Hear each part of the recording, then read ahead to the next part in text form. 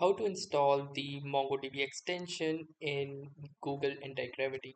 So hey guys, welcome to this tutorial. In this tutorial, I'll show you how you can quickly install the MongoDB extension, the same one that you use for VS Code in the Google Antigravity. Since both the Antigravity and VS Codes are almost same, as Antigravity is just a fork of the VS Code, you can actually use the MongoDB extension for VS Code inside the Antigravity. So let me show you how to do this.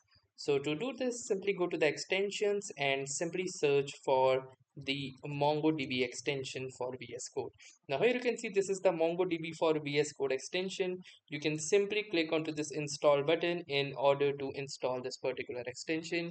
You'll need to click onto this option, that is trust publisher and install, and here you can see that this extension is getting installed into your anti-gravity, and once the installation has been completed you will be able to use this extension. So as you can see, the extension has been successfully installed, as you can see right here.